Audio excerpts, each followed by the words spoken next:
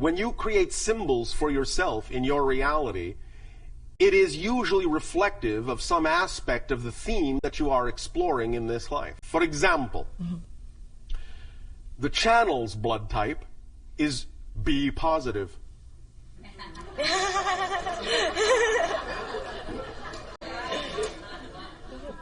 Catch my drift? Yes. Does that help? Yes, no, maybe.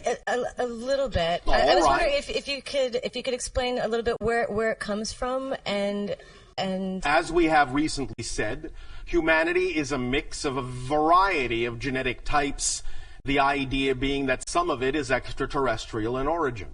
So in that you have these mixed up genetics, some of the issues of blood type are connected to that, and some of them are also representative of the indigenous stock of the hominid that evolved naturally on the planet.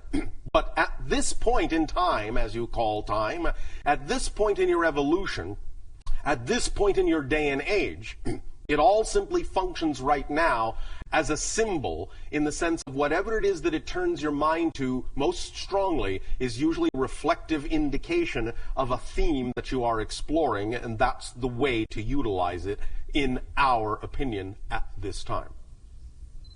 Okay. All right. Yes. And I have one last question. It's a little odd question. Oh, an odd question as opposed to an even question. Yes. Well, Exactly. It's question 3. I guess that makes it odd. All right. Okay. I've been studying a lot of mythology, and the stories are really fascinating. I can see how they're all related across, the Bible and Egypt and whatever. Yes. And there's a story of Samson, and the strength was in his hair. Yes. And it got me wondering if we hold our wisdom in our hair. And Not literally. Not literally. And what it is, why, is there a thought form that manifests as no hair in men? and no offense to our channel, obviously. I don't have any hair either. I told you it was a strange question. But I was curious, It's a why is that case-by-case basis, why men and it in our will also culture depend upon when the symbol appears archetypally in your history in terms of what the symbols mean to that particular culture at that particular time. It isn't always across the board for every single era and every single epoch that the symbols mean the same things or are representative of the same things. In that context, the idea really was self-image. The strength was in how he saw himself. Hair being a representation to many people on your planet of their image. Do you understand? Yes. So, it was a lesson in the idea of regardless of what you are going through, it is the image you hold of yourself that will actually carry you through. And when the hair was cut, what that is a euphemism for is somebody, in a sense, offering him a reality where he chose to accept it as a diminishment of his self-image.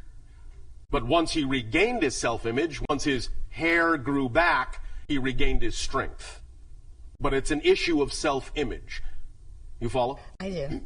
So, the idea now, in terms of not having hair, is the idea, in a sense, that image isn't so important anymore, that it is, in that sense, the idea of being, shall we say, naked to the world.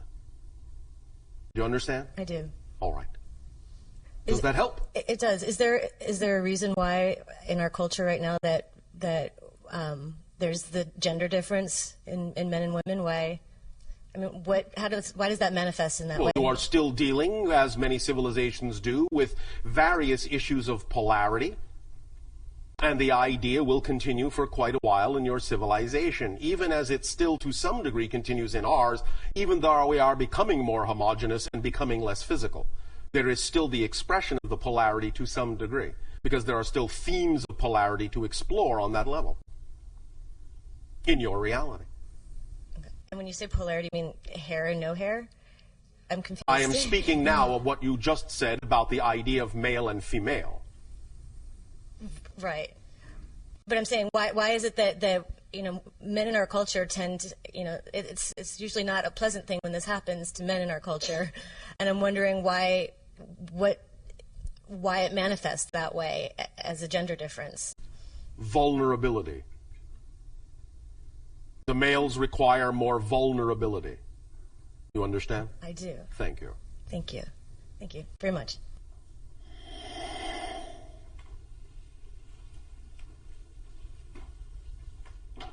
Hello, Bashar. And to you, good day. We were talking about how to follow your excitement. And, were we talking about that? We were earlier. How yes. odd. We almost never discuss that. I know. And I've personally explored and experienced that bunches and bunches of time, and how magical it is. Bunches and bunches. Yes. And then there are these other times where I've got things going on that confuse me. So I want to... That confuse me, okay. Yes. And I want to give it to you before you start, and let me finish giving it to you before you start poking holes in it, okay? Poke, poke, poke. Pokey, pokey. Thank you. Okay. I have a business that I run. I've got a project that I absolutely adore, and it's like a lot of my excitement is directed towards that. However, I am not at a point where I can jump off the cliff and say, I can let go of my business and everything will be hunky-dory. I don't have that belief. So financially, I feel the need to keep going on my business. In my business, I have commitments, I have agreements that I've made with clients that I exchange, and this requires certain efforts on my part and time considerations. And then I have this idea of, I'd really rather be following my excitement right now rather than delivering this commitment or delivering this agreement, which in order to stay in business, I must do. Right? So... If you say so. Okay. Well, yeah, you're going to tell me. Okay. Or maybe. So I'm wondering how I can bridge this gap in a situation where I am in a co-creation that I have made agreements in, and I'm going to continue to be in that until I change. But then there's times when I really don't want to be fulfilling that agreement. I'd rather be doing this, but I know that in my integrity, I must fulfill that agreement to fulfill my integrity and do that other thing later, or, I'm not cool with my clients. So I would like you to shed some light on that for me, please, please, please. Click. Thank you. Oh, can I start poking now? You can poke. You have my permission to poke. Oh, all right. Thank you. Permission to poke. All right. Can you first illuminate for us, if you actually have a specific idea in mind, what it is that you actually would prefer to be doing that you say excites you more than what you are doing? Yeah. I'm doing a project called the Pieces of Peace Project, and it's an exhibition that brings artists and scientists and behavioral experts and brings them together to give, the challenge is to give those who attend the event experiences of peace. Oh, all right. Thank you. Very exciting. Yes. This represents right now, in general, your highest excitement. Yes? Big time. Big time. Big time. Oh, all right. Yeah. Now, big obviously... Event, big event, so it's not like just go out and do it in 5 minutes. It's going to take a couple of years to pull it all together. Oh, all right, if you say so. Maybe. Okay, thank you. Maybe. Okay.